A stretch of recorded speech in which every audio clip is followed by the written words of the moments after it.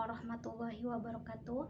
Perkenalkan, nama saya Singgo Sigiarti dari PG PAUD, NIM 18622.538, mata kuliah PAI, dosen Pak Son Haji, Universitas Pancasakti Bekasi.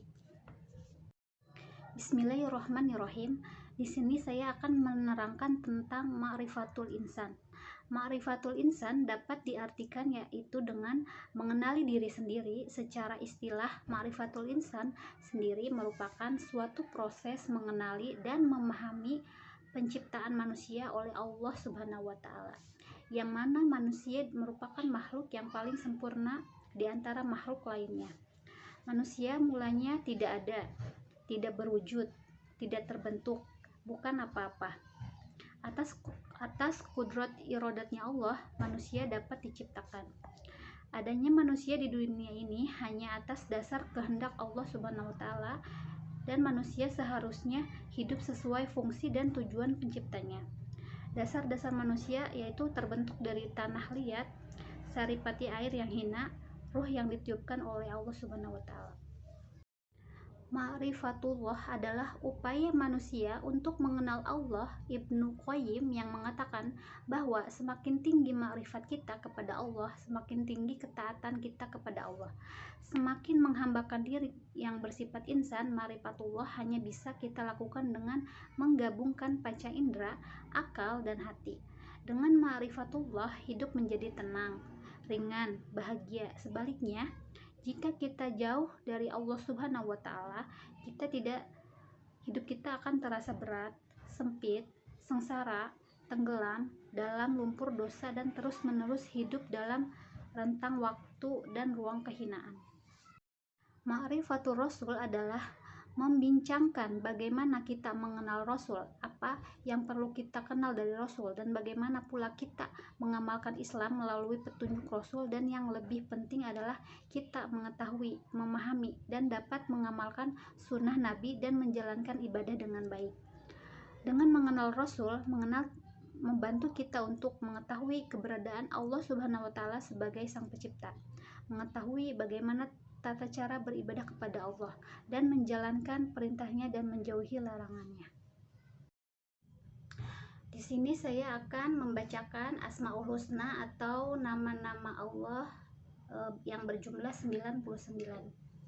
Ya Allah, ya Rahman, ya Rahim, ya Malik, ya Kudus, ya Salam, ya Mu'min, ya Muhaimin, ya Aziz, ya Jabbar, ya Mutakabbir, ya Khalik, ya Bari, ya Musawwir, ya Ghaffar, ya Qahar, ya Wahhab, ya Razzaq, ya Fattah, ya Alim, ya Khabid, ya Basit, ya Khafij, ya Rafi', ya Mu'iz, ya Muzil, ya Sami, Bashir, ya Hakam, ya Adil, ya Latif, ya Khabir, ya Halim, ya Azim, ya Ghafur, ya Syakur, ya Ali, ya Kabir, ya Hafiz, ya Mukit,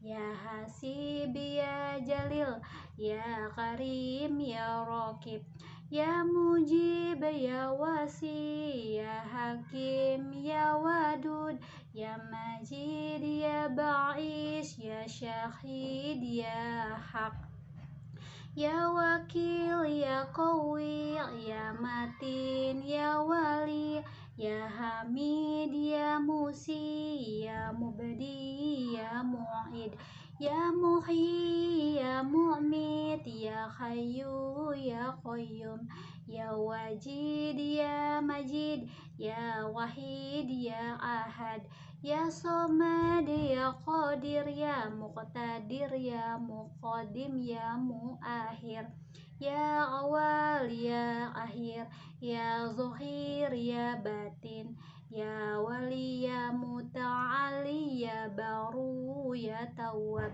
ya Mutakim, ya Afuf, ya Ra'uf, ya Malikal Mulki, ya Zul Jalali wal ikram. Ya muqsit ya jami', ya ghani ya mughni, ya mani ya dur ya nafi, ya nur ya hadi ya badi, ya baki ya waris, ya rasid ya sabur, ya Allah ya Allah. Sifat wajib bagi Allah ada 20, yaitu wujud, kidam, baqa, muhalafatul lil hawadisi, qiyamuhu binafsihi, wahdaniyat, kudrat, iradat, ilmu, hayat, sama, basar, kalam, qadiran, muridan, aliman, hayan, sami'an, basiron, mutakaliman. Sifat mustahil bagi Allah ada 20.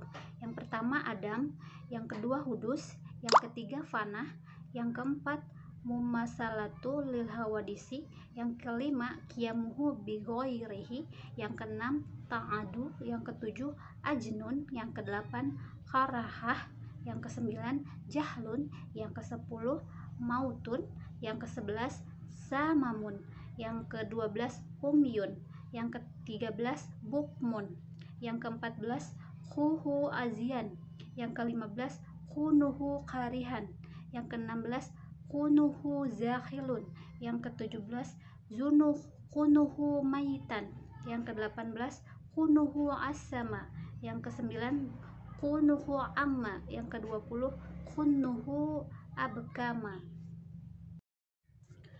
Sifat wajib bagi Rasul ada 4. Yang pertama itu sidik, yang artinya benar. Yang kedua amanah, dapat dipercaya. Yang ketiga tablik, menyampaikan. Dan yang keempat fatonah, itu cerdas. Sifat mustahil bagi Rasul juga sama, ada 4, yaitu yang pertama khidzib, yang artinya dusta.